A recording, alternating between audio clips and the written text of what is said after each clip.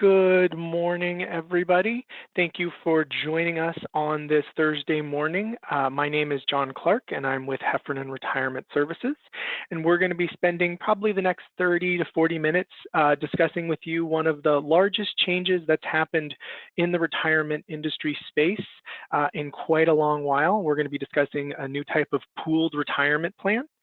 A little housekeeping item for those of you that are listening to this: your phones will be in listen-only mode. If you have a question, you can use the question feature through GoToMeeting, or you can use the raised hand at the end and we can unmute the line and ask questions that way.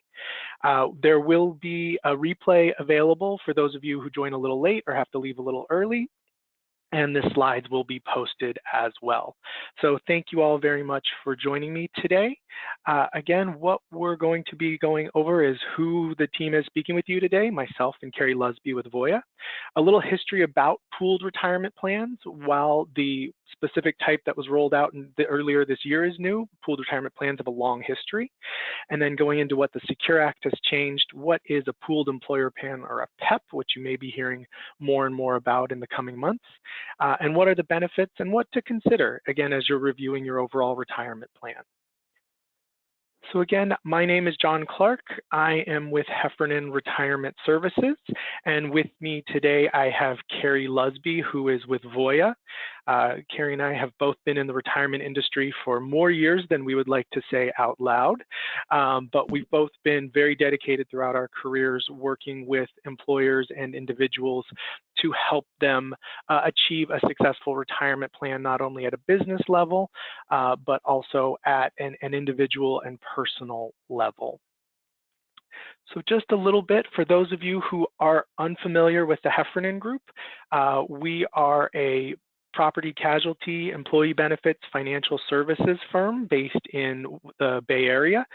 We have offices throughout California and also the West Coast, and are also expanding to what we would sometimes call super regional in terms of a brokerage firm.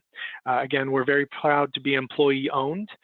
We've been constantly named as one of the best places to work, which is, rare for an insurance company, but we're very proud of that. And we're also very philanthropic and proud of our company's dedication to giving back to our community.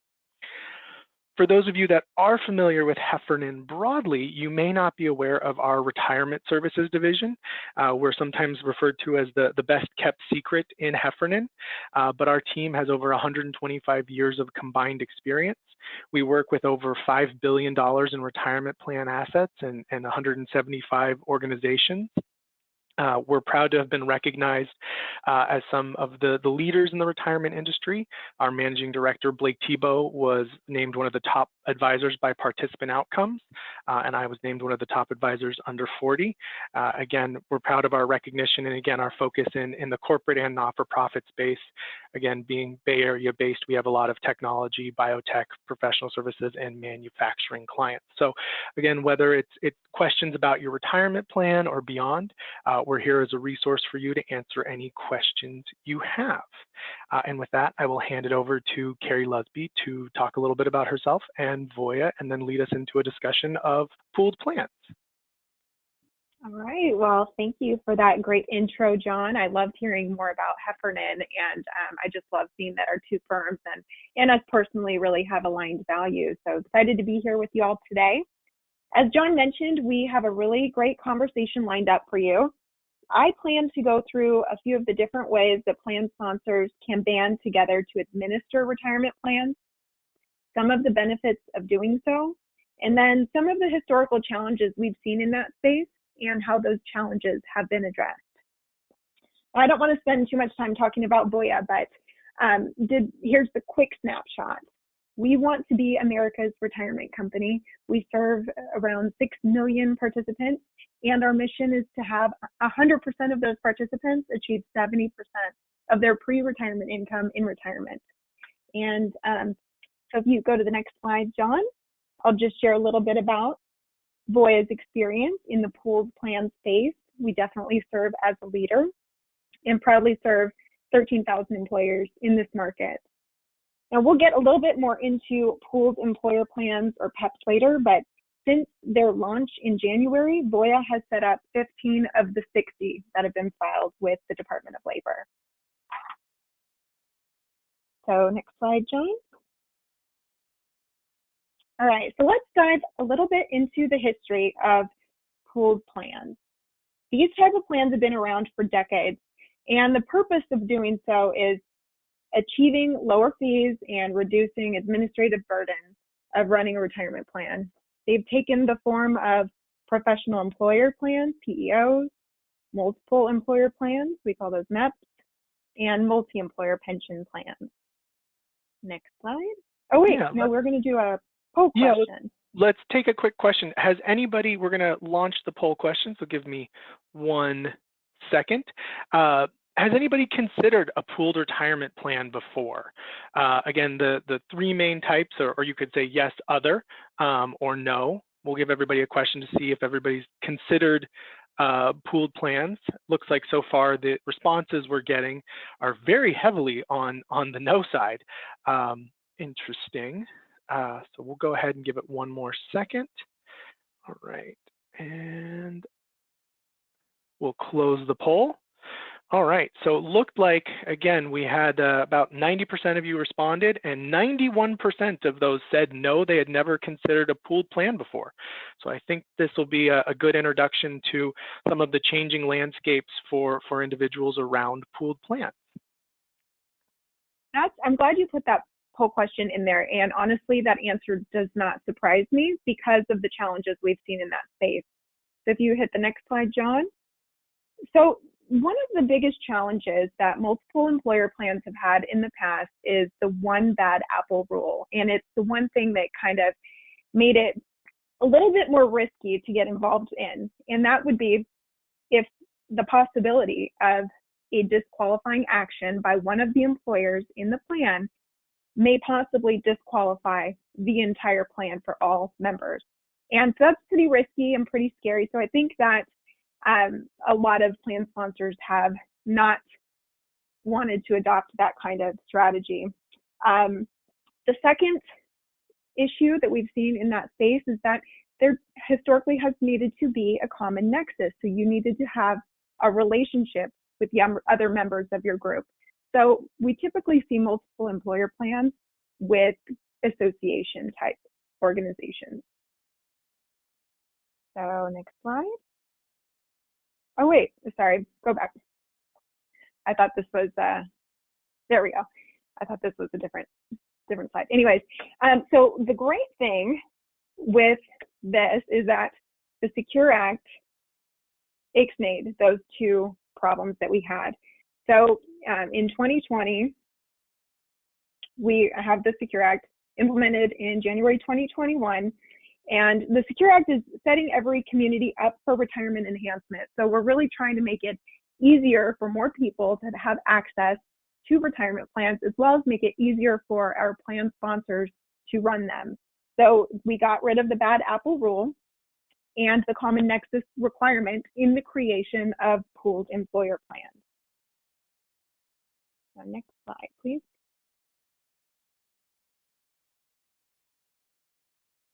So what is a pooled employer plan? It's essentially a plan that can be put together and include employers from all different types of industries to band together to achieve some of those benefits that we talked about earlier. And we'll go into further detail later. It's more of a modernized version of the multiple employer plan. Next slide, please. And this is where one of the challenges that California-based employers are facing, and also Oregon and a few other states, is state-mandated run retirement programs. So, you know, the Secure Act and the California Cal Saves have the same goal of increasing participation and the access of retirement savings for individuals.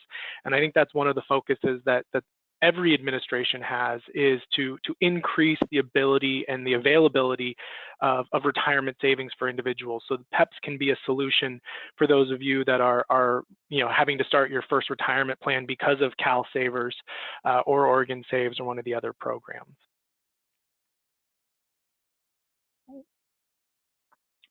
And we wanted to provide you with a bit of a comparison of the differences between multiple employer plans, what we call open multiple employer plans or MEP-like arrangements, and pooled employer plans. So as you can see, there's a lot of similarity between multiple employer plans or MEPs and pooled employer plans or PEPs. So they're both recognized by ERISA as one retirement plan. They both have one 5500 filing, and they both have one plan audit. So that's definitely a benefit of both plan structures. Definitely each plan is the cost savings and a time savings of not having to do that audit and having it outsourced with a PEP or a MEP can be a big benefit as well. Right, absolutely. So both plan types are going to have a single plan document. However, every adopting employer has the ability to set their own plan provisions, and each plan will be tested individually. So you're not walking into a solution where you've got to have the exact same plan set up as every other adopting member. You do have quite a bit of flexibility here. And the major differences here, obviously, again, are the common nexus required for the MEP, not required for the PEP. Currently, 401k plans are the only ones allowed to utilize the pooled employer plan structure. However, the great news is that we anticipate Secure 2.0 to be able to bring that about for plans, 403b plans wanting to do a pooled employer plan as of January 2022. So it's not here yet, but it's coming shortly. Yeah, and that's where we think that'll be just around the corner and hopefully be a big benefit for those nonprofits that sponsor 403Bs, but for the nonprofits that have 401Ks, it's a solution that they have right now. And I think that's where PEPs really combine the benefits of multiple employer plans in terms of a consolidated process, outsourcing of more of the administration, but still retaining the flexibility so that you can keep your plan design, keep your employer contributions, really kind of keep the core structure of your plan from a benefit standpoint, and not also have to worry about other employers. If they fail their testing, it has no real impact on you. So with that, we're going to launch our second poll question just to see what is your biggest challenge in managing your retirement plan. Obviously, there's a lot of work associated with running a retirement plan. It's a great benefit to your employees, but there is a lot of work that is required, and whether it's day-to-day administration, submitting payroll contributions, the fiduciary responsibilities, there's a lot of other challenges. So we'll give everybody a few more seconds to get in and vote. Looks like getting some late movement in administrative tasks and cost and employee engagement. Great, so we'll go ahead and there it is, close. All right, and now we can go ahead and put up the results on the screen. Okay, so it looks like it was pretty dead heat between administrative tasks, cost, and employee education. And administrative tasks edging it out there at the end. Obviously, all of those things being challenges that employers face when it comes to their retirement plan. And that's really kind of where we see most of the clients and businesses we work with saying that they need help is, the administration of the plan, the day-to-day, having more help and making sure that you're being compliant with ERISA. We've seen a lot of uptick in lawsuits and DOL action in terms of reviewing employers. So, where we think pooled 401k plans will make sense is what's in it for you, and it really helps kind of address those core areas. First and foremost is lower fiduciary risk. So a pooled plan has the benefit of being able to outsource a majority of the fiduciary tasks to third parties.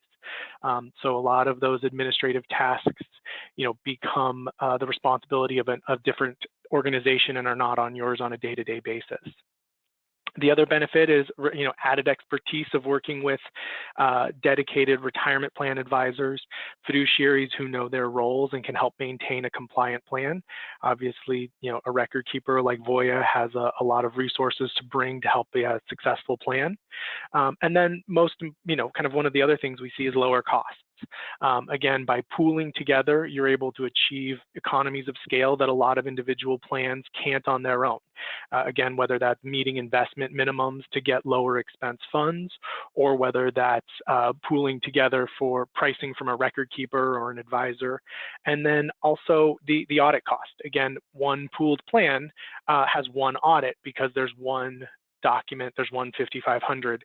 So that audit that can cost, $15,000, $20,000 a year is split across all the members in the PEP rather than borne by each individually. So it can be a significant cost savings. And then again, time on your HR team. We've seen, especially after the pandemic, that, our HR teams and payroll teams are stretched dealing with remote working and a lot of other priorities. And having a pooled plan can shift those responsibilities and time off of your finance team, off of your HR team, and onto a third party, and really help your business manage more of what you want to be working on rather than the day-to-day 401k. So again, the way a PEP works is you've got a group of unrelated employers that all become adopting employers of the PEP. So they terminate their existing 401k plan as a standalone and merge that 401k into the PEP. And then from there, the PEP has hired 3 different organizations to provide services to all of the employers in the PEP. And those 3 main roles are an ERISA 338 investment manager, and that is the individual that helps pick the investments that are available in the PEP. So all of the adopting employers in the PEP have one fund menu that they use. Again, the benefit of that is hitting economies of scales and investment minimums that individual groups wouldn't be able to hit on their own. So that's where getting access to institutional funds that have large multi-million-dollar minimums that most employers can't hit on their own, they get together. Again, so that group manages the investments and takes on that fiduciary responsibility for all of the employers. They can also provide employee education and advice. The second role is the record keeper or the custodian. Again, this is your group that is going to have the website that the participants go to, the one sending them the statements individually, the one that's going to help them pick their underlying, where they actually go to pick the investments, enroll, set up their contributions, take loans, distributions, kind of that main front-facing role to the participant, and also custody the assets. And then the third role is the ERISA 316 plan administrator and the pooled plan sponsor. That is that group that's responsible for bringing the PEP together. So this is kind of a role that some of you may have in a third-party administrator. Some of it may be bundled. But again, this is where the 316 takes on a lot of that fiduciary responsibility and brings together the unrelated employers into one 5,500, one plan document. Again, looking at helping with aggregating all of the employers. They're the one that handle the audit. They're the one that handle all those back and forths. So that's really the partners that you have. And as Carrie alluded to, Heffernan and Voya and the Platinum 401k have set up a PEP together. Again, it's a solution that may be a fit for some of you, but that's where Heffernan acts as that ERISA investment manager and provides the employee education and advice. Voya is that record keeper, that front-facing mobile app and website that the participants go to manage their account. And then the Platinum 401k is really that CPA and pooled plan provider that brings together all the individual employers into one PEP and offers those economies of scale. So those are how the PEP players come together. Again, some of you may have some of these roles or all of these roles already, but again, the benefit of the PEP is that pooling. And this is where, when we say fiduciary outsourcing, these are the things that we kind of look at. So we have here, a list of all the responsibilities that an employer has under ERISA for managing a retirement plan. Again, it can be a large administrative burden. Again, a lot of you said it's a lot going on there. And the benefit of a pooled plan is shifting a lot of those responsibilities off of you as an employer and onto the 338 or the 316. So again, selecting and monitoring investments is outside. Selecting the plan provisions, they're monitored by the 316, but you still have your choice to design your plan how you want. Looking at how you want your eligibility set up, employer contribution, all those different pieces are still yours to choose, so it can still be your benefit, but the document is managed by someone else. Again, the other part is reviewing and signing the plan documents. It's signed by the 316. They send out all the appropriate notices. They sign and file the 5500. They work with the auditor to have the audit done every year so that you're not having to work with your auditor and provide that information. You're not having to sign and file the 5500. They do the compliance testing. They monitor eligibility, entry dates, approving all the distributions and corrective actions. Really leaves you with, kind of 4 main tasks ongoing. One is just to make sure you're submitting payroll contributions in a timely manner, making sure that the annual census data that they have is correct once a year. And then really the last 2 are just communicating any acquisitions or changes in the business structure so that it doesn't happen on a daily basis. But if you acquire a firm or are looking at spinning off a business, obviously you have to let your service providers know about that.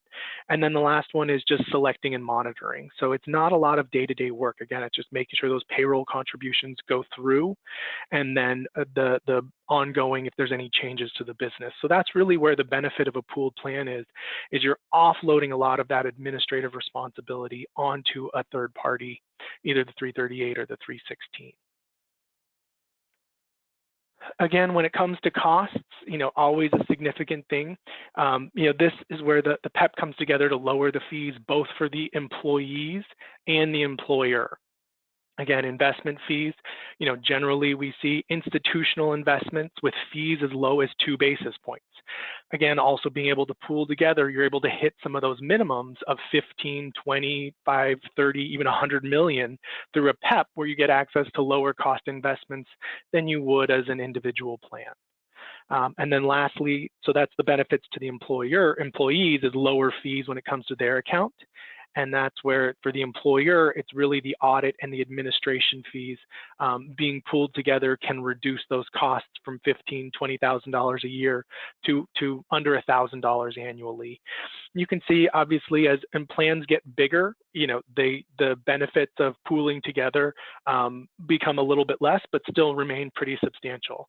Again, PEPs probably aren't going to be a great fit for an organization like Google or IBM, where they're a huge organization with a lot of economies of scale on their own. But for smaller employers where they're looking at that ability to not only outsource the work but also reduce fees can be a huge benefit for them on a cost saving side as well. So what to consider? Again, there's a lot of new information that's come out. For some of you, this might be the first time you've ever heard of a pooled employer plan. But what are the points to take away from this and consider when you're going through your review of your current 401k plan? Whether it's looking at a PEP, a MEP, or an individual plan, there are benefits and drawbacks to each. Again, one of the benefits of a PEP is, the outsourcing of the administrative tasks and having that pooled plan provider and those economies of scale. Would your HR team benefit from being able to offload that work? Are there economies of scale that a PEP can offer your organization that in your individual plan can't? Some of those, again, are investment minimums. Some of those are access to the audit costs. Some of those things aren't a burden to some employers. And then, with the PEP, are you okay with the investment menu that's selected? Because in a PEP, whether it's the one that Heffernan set up with Voya or a different one, the investments are fixed and there's no flexibility. So you either have that menu and you're okay with it, or you can't be a part of the PEP because there's no flexibility at an individual level to say these are the type of funds I'd like to offer. When it comes to MEPs, again, MEPs still do have that common nexus requirement.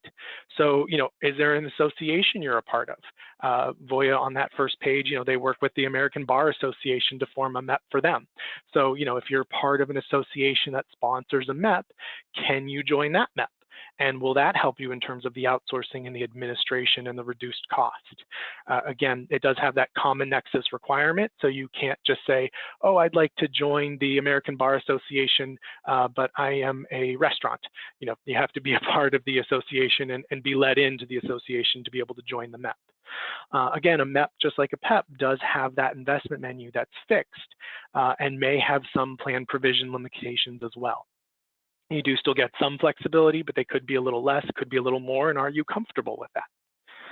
When it comes to your individual plan, again, it gets you the most flexibility. You get to pick the 316 and the 338 fiduciaries you want to work with. Again, there are benefits of being able to pick your own investment menu. For example, if you have some unique or really esoteric, or you have company stock in your retirement plan, PEP might not be the right fit because company stock is not going to be available in a PEP. Again, if you're a larger organization, the costs can be, the economies of scale can be less, and the audit costs might not be that significant from a time or service standpoint. And so that's where, there's benefits to each. Heffernan works with a lot of organizations, as does Voya, across PEPs, MEPs, and individual plans. It's really kind of digging down into what's right for you as an organization, and who's going to be the partners that you want to work with, and, digging into this a little further, what makes sense. So with that, I'll go ahead and pause for a few minutes. I know we've covered a lot of information in this 30 minutes. Again, my name is John Clark. I'm with Heffernan. My colleagues, Sean Kelly and Matt Pearson, cover the West Coast. If there are any questions we can help answer about whether a PEP makes sense or not, we'd be happy to do so. Again, we're independent. We do have a PEP we've set up with Voya that we feel is a very, very compelling option, but by no means is it the only option. So we're here to be a resource and help answer any questions you have. So with that, I'll pause and see if there are any questions that people want to use the question or chat feature to ask, or we can do raise hands and we can unmute the line. While folks are getting their questions gathered, John, I do have a question for you. Fulfilling various fiduciary roles within the retirement plan is absolutely critical. How can folks tell whether or not they're working with a fiduciary advisor today? It's a great question. So the most basic way to ask is to go to the advisor or broker or consultant you work with and ask them if they are a either 321 fiduciary or a 338 fiduciary to your retirement plan. Those are two very specific types of fiduciaries under ERISA, and will be the main focus, and it'll be in their contract that they're recognizing that liability. So for example, Heffernan acts as a 321 or a 338 fiduciary for all of our clients. We feel that that's the basic level, because what that fiduciary level brings is saying that I have to put my client's interest ahead of my own, which seems like a basic requirement of working with somebody on their retirement plan, but there are organizations that don't have to do that. They're able to, be just a broker and recommend suitable investments, even though there might be better options. So that's one question that we always encourage clients to ask. And if their advisor says no, they're not a fiduciary, ask them why not, and if they can be, because that fiduciary requirement to us seems like a basic one that all clients should have as a fiduciary acting in their best interest. Oftentimes there are record keepers who will provide a point-in-time fiduciary, but they're not an ongoing fiduciary. So Voya, while it's a great company, doesn't recognize that they are a fiduciary under 321 or 338. Neither does any of the other major record keepers as well. They look to have an independent group be that. Right, thanks. I know there's such a misconception out in the marketplace. That's why I asked that question, is so many folks assume that their advisors are serving as fiduciaries when they are not. So it's a great question to ask. Yeah. And we did get a question about, are you able to pick who else is in the pooled plan? The pooled plan provider does have the ability to say who is in and not in with the PEP. But you as an individual adopting employer in a PEP don't have control on who else is allowed into the PEP. It is available to unrelated businesses. For example, there are organizations who, wouldn't want to be pooled together,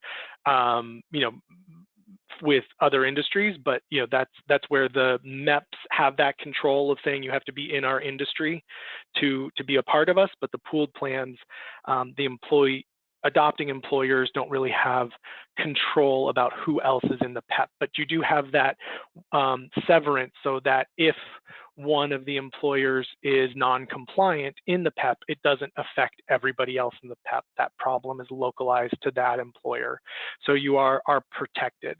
But the benefit of a PEP is that you could end up with, a technology company in a PEP, with a restaurant, with a hotel, with, a biosciences company, and all pooling together all of their resources, and not having to be limited to just an individual association. So that was a great question. Another question we got was, what has the adoption been in PEP so far? It's only, 8 months old if somebody filed on January 1st. Carrie, you said Voya had set up 15 of the 60 or so PEPs that had been set up.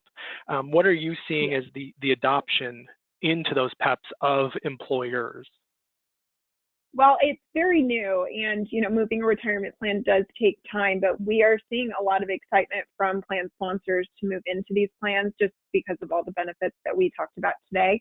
But seeing as how it's been 6, 7, 8 months since we rolled them out, and we've got 60 filed so far. I think there's going to be, just in a broader scheme, quite a development in this space, just because we've eliminated some of the barriers that were there before, and there are so many benefits of pulling together plans. So just overall adoption, I think we're going to see an increase in these types of plans in the marketplace. Yeah, absolutely.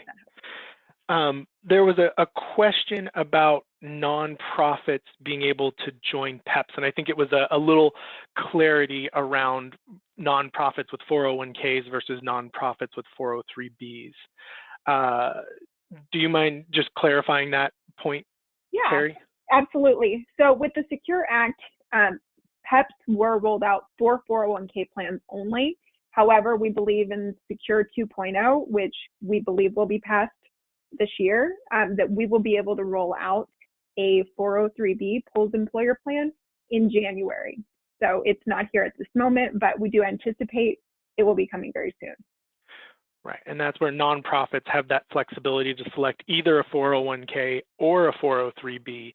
So if you're a nonprofit that selected a 401k plan, you can join a 401k PEP. If you have a 403b, you could in theory still join it, but it just involves a lot more steps in terms of terminating your old 403b and starting kind of from scratch with a 401k, which is usually more than most employers want to deal with. So I think waiting until January. Yeah, I was going to say, just we'll set up that 403b PEP for those clients in January that don't want to convert to a 401k if that's not appropriate for them. Great. I guess I'll let you take this question, Gary. There's been a lot of consolidation in the retirement record keeper space lately. To say, that Prudential, Mass Mutual, and Wells Fargo have all exited the business, I think, in the last 18 months. For organizations that are with a record keeper who's been acquired by somebody else, what should they be considering? Is a PEP an option that they should consider, as well as, staying as an individual plan and looking out further? And that's a great question. And I do think we're going to continue to see change and consolidation in the retirement plan space. What I believe is that anytime there is a kind of forced change on a plan sponsor, it's a great opportunity to take a look at the plan and see if that's the best choice for you, rather than just, sitting and waiting. So you can do a review of the current plan, see what it would look like in a PEP or in a different location for your individual employer plan. But I just think it's a really good time to take a look and make a decision versus kind of just going through a conversion because your record keeper was purchased. That's my opinion. What do you think, John? Yeah, I mean, I think it's a something to consider, and it kind of gets into the last question is how do you go about comparing a PEP to your standalone plan, because it is different. What most people have been doing is, how does my 401k with Voya compare to other record keepers out there? Whereas this is really a different comparison. So it's kind of saying, whether you're going through a change or whether you just want to, explore what else is out there, looking at the PEP and if it makes sense, or an association MEP is the same thing if you have an association MEP that's available for you, is kind of saying, taking a step back and saying, where are the burdens on my business when it comes to managing this 401k plan? Are they manageable? Are they something that everybody's comfortable with and we like it? Or are there benefits of, outsourcing more and more of the administrative tasks to third parties?